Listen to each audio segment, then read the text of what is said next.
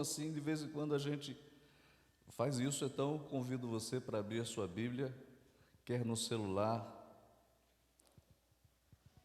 ou a Bíblia propriamente dita, num texto muito conhecido, que é um texto de Provérbios, capítulo 22, versículo 6. Quantos pais nós temos aqui nessa manhã? Tem um monte, bastante pai. E como é fácil ser pai, né? O texto que nós escolhemos é um texto conhecido de todos que diz: ensina a criança no caminho em que deve andar, e ainda quando for velho, não se desviará dele. Ensina a criança no caminho que deve andar.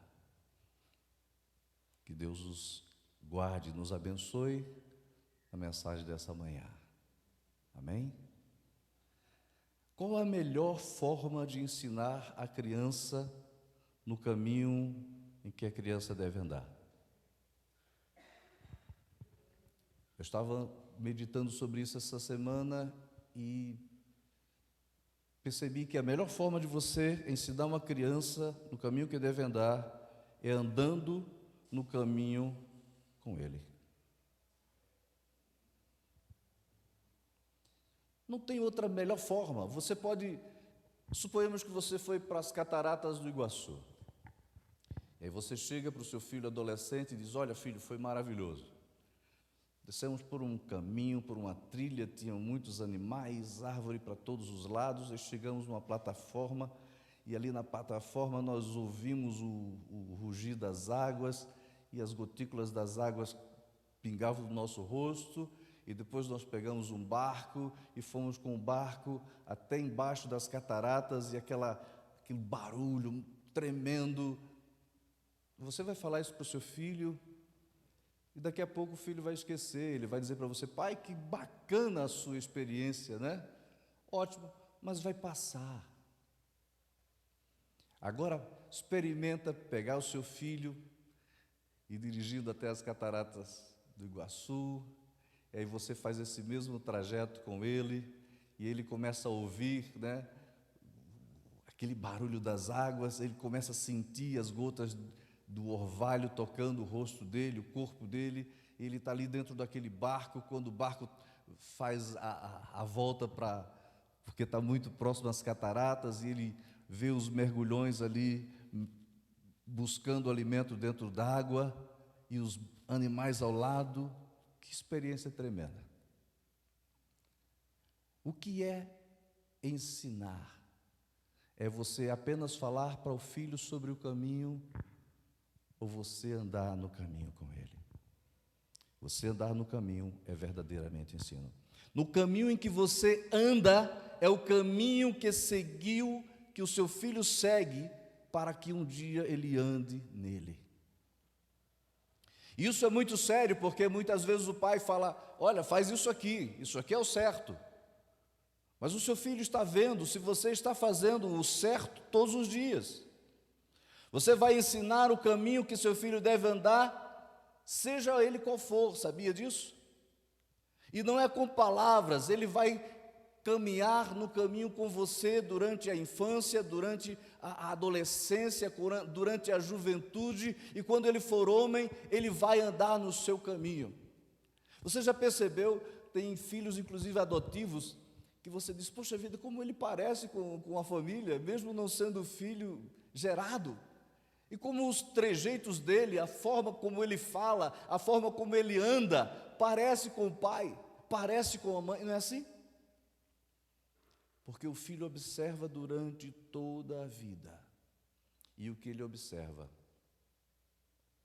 ele vive.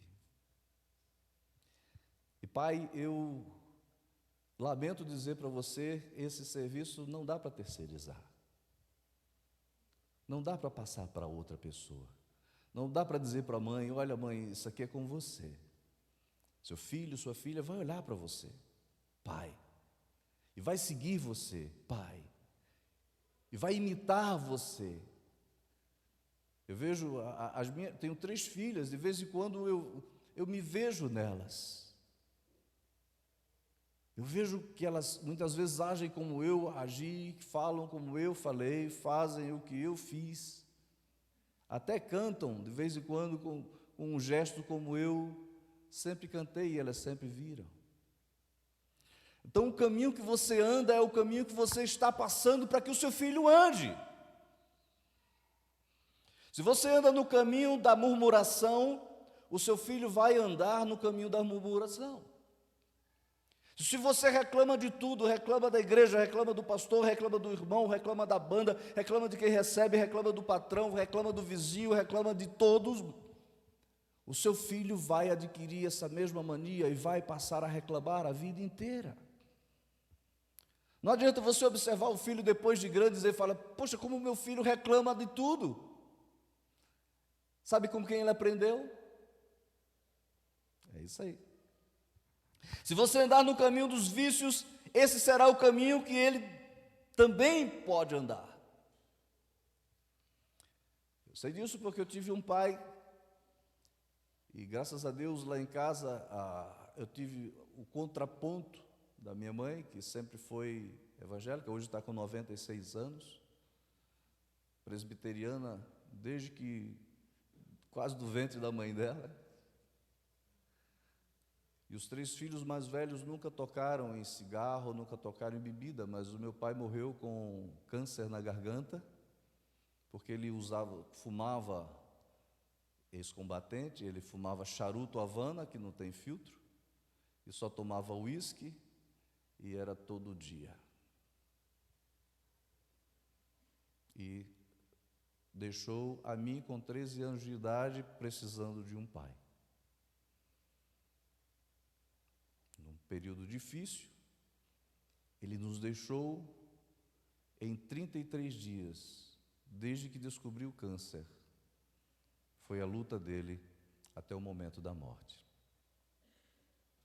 Porque optou por isso.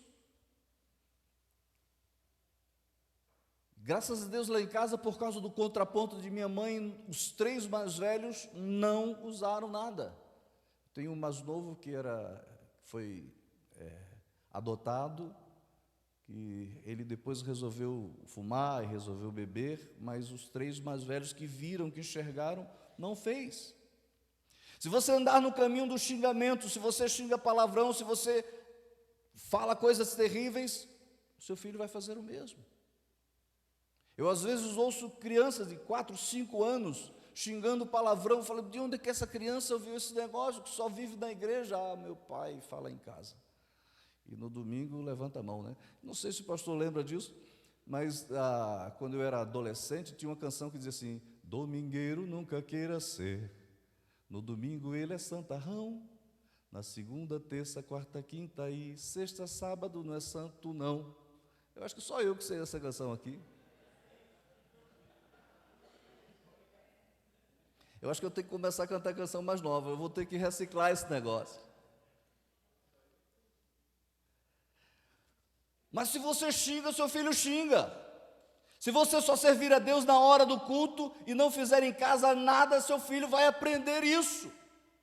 Ele vai ser crente de 1h30 da semana. É na hora do culto de domingo. Aí aqui ele levanta a mão, aqui ele ora a Deus e ele vai para casa e encerrou o assunto durante toda a semana. Se você orar com ele na hora de dormir, se você sentar com ele à cama, se você contar para ele uma história sobre Jesus, se você falar alguma coisa, ele vai aprender isso.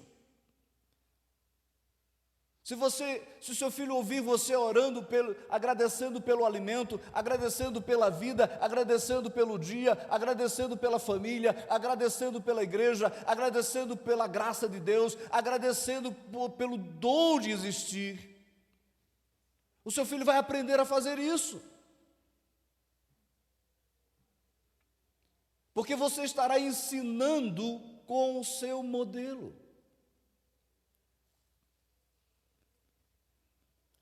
Se você andar no caminho da adoração e no caminho do louvor, o seu filho vai fazer o mesmo.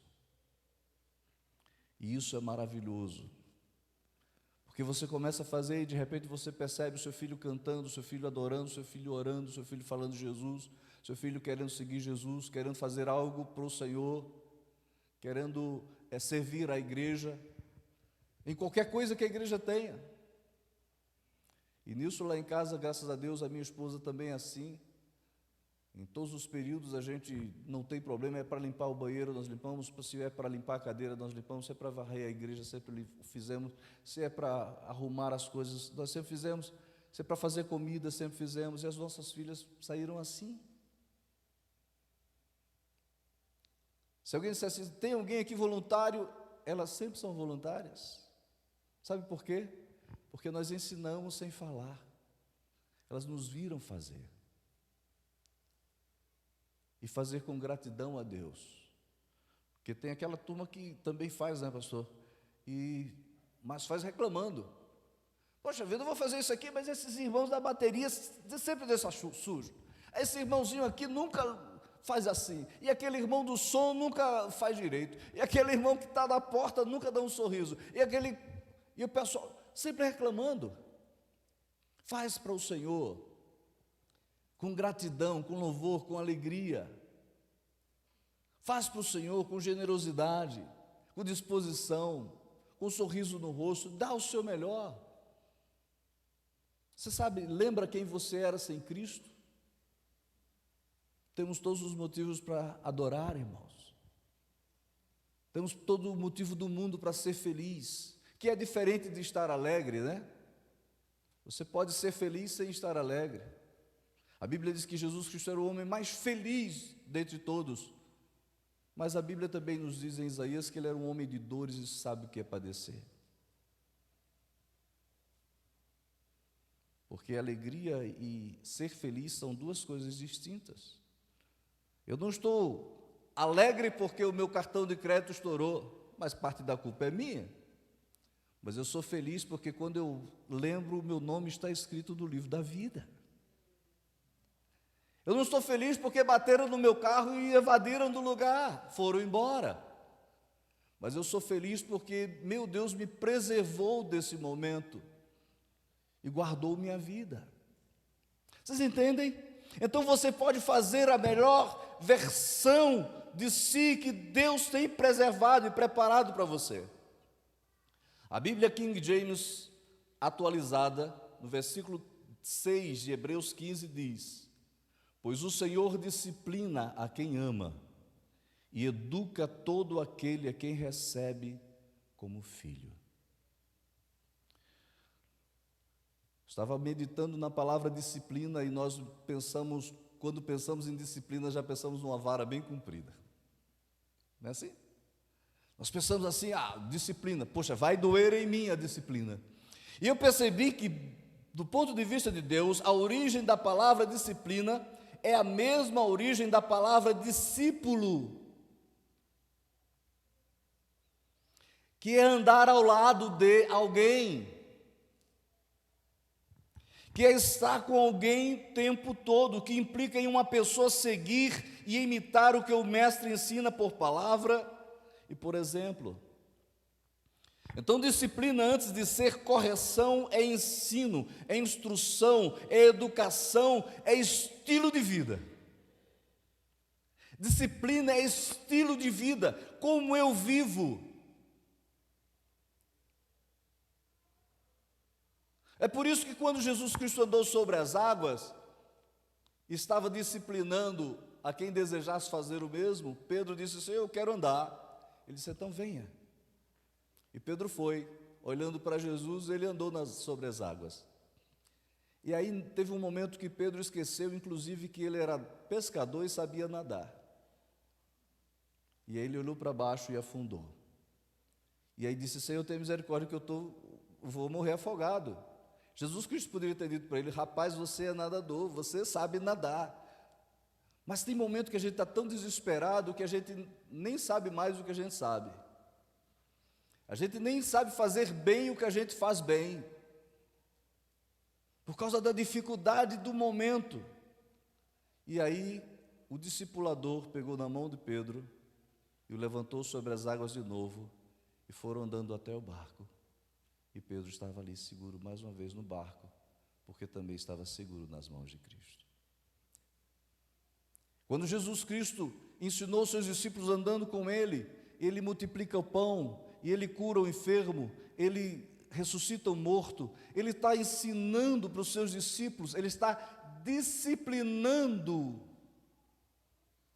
aos seus discípulos a fazer o mesmo. Então, Pai, você foi colocado por Deus como guardião do seu filho, como disciplinador do seu filho. E disciplina é ensino com vida, é ensino com profundidade de ser. Não oculte o que você é do seu filho, nem os seus medos, nem as suas fobias, nem as suas, os seus problemas. Revela para ele, senta com ele e diz: filho, eu passo pelo mesmo problema e dificuldade que você, mas eu quero dizer uma coisa para você: quando a gente segura na mão de Jesus, o mar pode estar revolto e pode ser perigoso, a gente pode esquecer de tudo e querer achar que vai afundar, mas se a gente tiver coragem de estender as mãos, pedir pela misericórdia dele, segurar na mão de Cristo, ele vai nos levantar mais uma vez e vai nos colocar em segurança. Pai, o que você vive é o caminho que você ensina ao seu filho a andar. Mas em defesa dos pais está o fato que muitas pessoas não sabem, é que ser pai é muito complicado. O meu pai não ensinou a ser pai. O seu ensinou? O meu pai não conversava comigo. A coisa que eu lembro do meu pai, tem 2 presentes que ele me deu. Um era um barquinho pequeno, com vela, muito bacana, e o outro foi uma bicicleta que odiava a cor. Meu pai me deu uma monareta. Todo mundo tinha daquela barra circular na cidade. E o meu pai me deu uma monareta lilás. Você ri porque não foi você, pai, que recebeu, fui eu que recebi uma monareta lilás. Agora você imagina, eu, um camarada, no meio dos meus amigos, todo mundo monareta, aliás, com barra circular azul, vermelha, preta, e eu com uma monareta lilás. Eu tinha que ser o cara mais perigoso da cidade, para todo mundo saber que eu era homem. Então eu andava em pé no bagageiro da monareta, com as mãos soltas, eu fazia pirueta sem a mão no guidão, até o dia que um amigo meu se esborrachou com essa outra história, não vou contar, e eu escapei assim, por um triz. Essas 2 coisas eu lembro do meu pai, dessa monareta e do barco. E a terceira coisa que eu lembro do meu pai era uma cinta dessa grossura assim. Ele era um homem de mais de 1,90 m, ex-combatente. Ele, mesmo depois de velho, a minha esposa viu a foto dele, um braço que era mais grossa que a minha perna, coisa que não é muito difícil, mas esse era meu pai. Ele falava e a gente tinha medo. Era bom dia, boa tarde, ele saía cedo, chegava à noite. E esse foi o caminho que meu pai me ensinou. Meu pai nunca me ensinou a ser homem e não me ensinou a ser pai. E eu não falo isso com satisfação, me dói até hoje. Devo confessar para vocês. A gente não vem com um manual de instrução de como ensinar o filho, de como fazer o filho, de como conduzir o filho, de como ajudar os filhos muitas vezes. E o pai quer dar um estilo de vida melhor e muitas vezes não consegue, se entristece. É assim? Não sei se isso acontece com vocês, mas muitas vezes eu queria dar uma escola particular para as minhas filhas e não conseguia e ficava triste. Eu queria dar uma outra coisa e não conseguia e ficava triste. Queria acertar sempre e quando eu não acertava, eu ficava triste. Mas deixa eu dizer uma coisa, como pai, eu sei que você, pai, ama a sua família. Eu sei disso. E como muitas vezes é tão difícil expressar esse amor, não é difícil? É difícil você poder chegar abrir a boca e olhar nos olhos do filho e dizer assim: eu amo você. Porque você olha para suas falhas, para os seus erros e você diz: ele não vai acreditar nisso. Se você é filho aqui, eu quero dizer uma coisa para você: filho, o seu pai ama você. E ele sofre quando ele não é aquele pai que ele gostaria de ser. Ele sente dores todas as vezes que ele não consegue lhe dar aquilo que ele gostaria de dar. Mas ele te ama. Se entrasse um ladrão na sua casa, essa semana nós estávamos falando isso no trabalho, e alguém apontasse a arma para a sua família, eu sei que todos os homens aqui entrariam na frente da bala, mesmo que fosse morrer por isso. Porque eu sei que você, pai, ama a sua família. Então toda frustração, toda dor, toda indignação é algo que os pais muitas vezes levam sem ter com quem comunicar, porque ele não tem coragem de falar com a esposa sobre isso, de falar com o filho sobre isso, nem tem às vezes coragem de falar com os pastores da igreja sobre isso. Às vezes não tem condições ou não tem coragem de chegar e procurar um psicólogo e falar com ele sobre isso e procurar ajuda. Ele acha que muitas vezes vai ser menos homem se isso acontecer, porque ele deveria, como pai, como marido, como homem, saber o que tem que fazer, e muitas vezes nós não sabemos. Nós não somos super-homens, não tem um S na nossa camisa. Nós sofremos como todos os mortais, e às vezes essa confusão piora à medida em que nós guardamos para nós mesmos isso, sem abrir a boca para falar para terceiros. Mas eu sei de uma coisa: quando você me ouve, você talvez esteja perguntando: pastor, o que é que eu faço para mudar essa relação? O que é que eu faço para melhorar isso? O que é que eu faço para que a minha família sinta, veja e saiba que eu amo? O que é que eu faço agora, a partir de agora, para que o meu filho veja as minhas atitudes? Porque eu não sei o que fazer.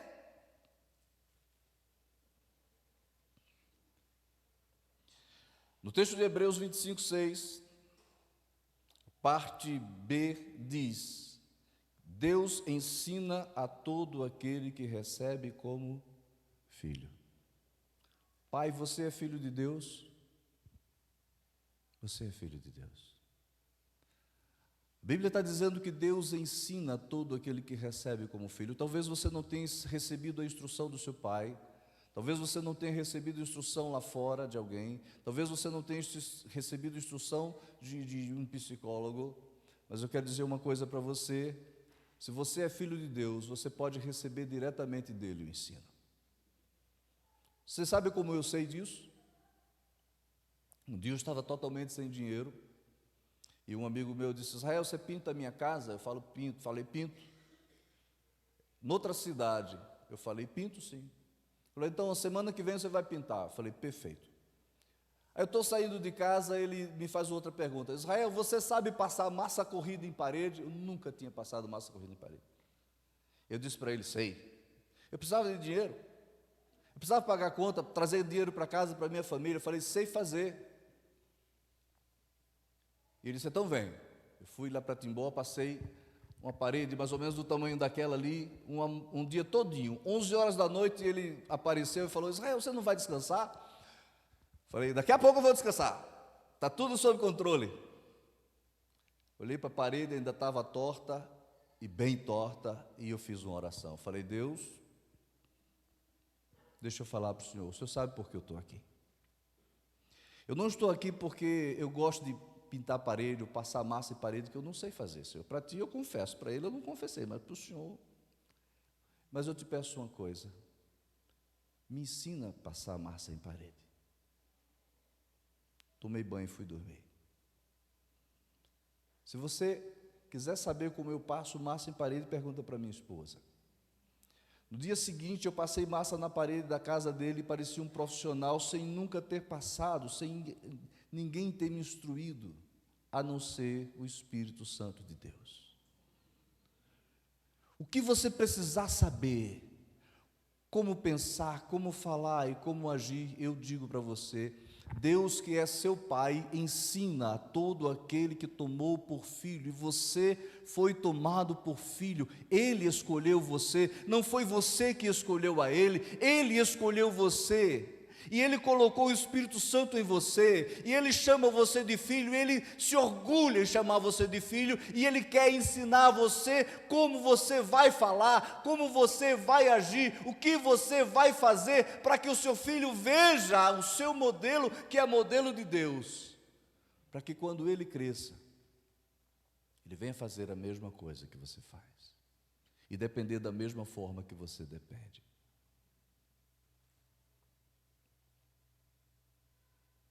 Eu gostaria de pedir para os pais que ficassem de pé comigo.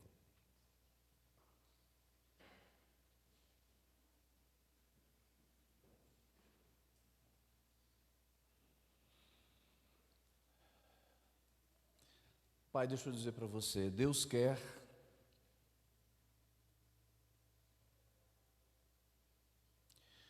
ensinar você a ensinar seus filhos do caminho dele. Você acredita nisso? Ele quer instruir você a recomeçar. Alguém aqui precisa recomeçar? Ele quer instruir você a aperfeiçoar o que você já faz bem. Não se engane, não deixa Satanás enganar você e dizer que tudo que você faz é errado. Tem coisas que você faz e é muito bom, e a sua família sabe disso. Mas Deus quer aperfeiçoar isso. Ele quer ser o seu treinador. Você quer que Deus seja seu treinador? Você quer que Deus treine você? Eu gostaria que você fechasse os seus olhos comigo agora, e que você pudesse repetir, se desejar, uma oração. Diz assim comigo: meu Deus e meu Pai, em nome de teu Filho Jesus, meu Senhor, me ensina a ser a melhor versão de pai que meu filho pode e precisa ter. Me ensina a consertar com ele todos os erros que eu cometi. Me ensina a ensinar a ele, com meu exemplo, modelo e estilo de vida. Me ensina a mostrar aos meus filhos o grande Pai que tu és. Perdoa os meus erros e anda comigo e com os meus filhos, nesse caminho de perfeição que teu Filho Jesus criou para nós. Em nome e para a glória dele eu te peço e te agradeço. Amém. Você pode sentar de novo por um minuto. Tiago 1,17, a Bíblia diz que Deus é o Pai das luzes, e que nele não há mudança nem sombra de variação. Deus é o Pai das luzes e nele não há mudança e nem sombra de variação. Você sabe qual é o grande problema de todo mundo que quer mudar e que começa mudando bem? É que quando tropeça lá na frente por alguma razão, ele acha que ele não vai conseguir, porque ele falhou. A Bíblia diz que o único Pai das luzes é Deus, e nele não há mudança, nele não há tropeços, não há sombra de variação, mas nós pais vamos falhar outras vezes com os filhos. Mas nós precisamos voltar para os filhos e, a partir de mim, você também, e pedir para eles perdão pelos nossos erros. E dizer para ele humildemente: olha, filho, me ajuda quando eu errar. E diz para mim: pai, você errou.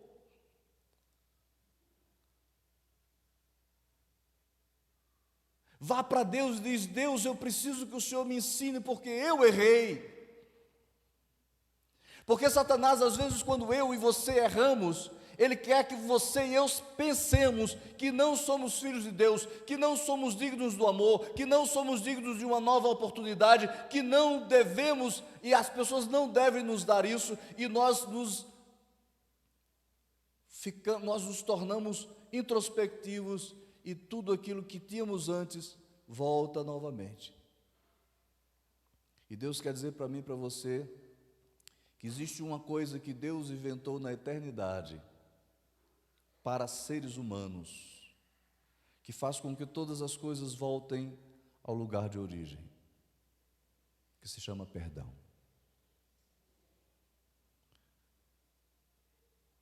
Eu não sei se você quer nessa manhã, ou à tarde, ou à noite, mas eu gostaria de que você lembrasse dessa palavra, porque o perdão, ela faz com que as coisas se normalizem.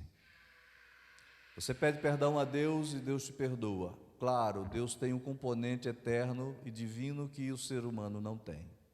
Ele é capaz de tirar toda dor e lançar no mar do esquecimento, toda ofensa que nós ofendemos e lançar no mar do esquecimento, para Ele está tudo bem. Mas nós humanos temos alma, e a alma tem uma coisa chamada processo de cura, processo de restauração. E eu como pai, e você como pai, precisamos ter paciência, perseverança, dependência de Deus, humildade,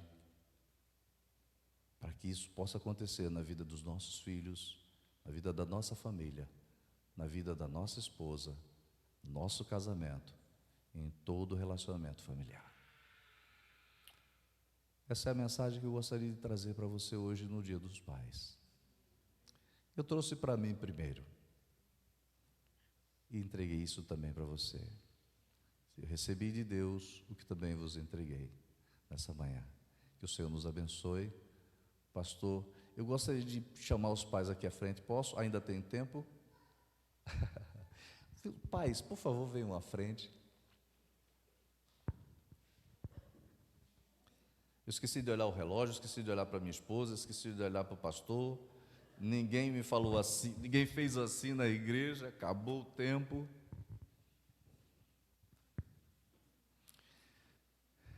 Eu gostaria de pedir para os homens ficarem mais perto. Estão muito longe um do outro. Fica perto, se abraça aí. Todo mundo botou desodorante hoje cedo mesmo, então chega perto, abraça, por favor, mais perto. Se fosse lá no Nordeste, eu sou nordestino, se fosse lá no Nordeste, eu ia dizer assim: cabra, você é macho e é pai. Lá é assim. É que às vezes as pessoas não notam o meu sotaque nordestino, né? Mas deixa eu só mudar um pouquinho. Oxente, bichinho, eu sou nordestino, lá de João Pessoa, Paraíba. Mas falando sério, eu gostaria que você dissesse para a pessoa que está ao seu lado que você também sabe como é difícil ser pai, mas ele pode encontrar em você um amigo que pode ajudar nas horas difíceis. Diz isso para a pessoa que está ao seu lado.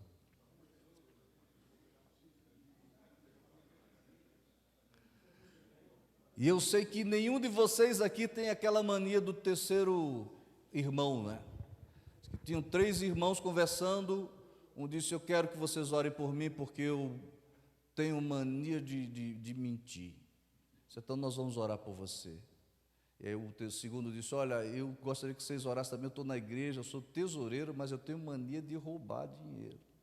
Queria que vocês orassem por mim, então vamos orar por você. Aí o terceiro disse: olha, eu tenho um problema sério comigo. Eu disse: qual é? É que eu não guardo o segredo de ninguém. Por favor, que vocês possam guardar o segredo, orar pelo irmão, ter compaixão, chorar com ele, se alegrar com ele e pedir a bênção do Pai.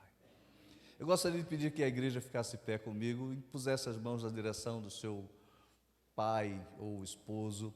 Se você desejar, também pode chegar perto, colocar a mão dele aqui na frente, abraçar se quiser. Nós vamos orar pedindo a bênção do Pai Celestial. Meu Deus e meu Pai, Tu és maravilhoso conosco. Tu nos criaste e Tu deste a cada um de nós, homens, esse privilégio de ter esse nome que o Senhor primeiro teve e tem, que é Pai. E Tu és o nosso modelo, Tu és aquele que nos ensinas, Tu és aquele que anda conosco. Em Ti, Senhor amado, não tem nada de errado e nada de defeito.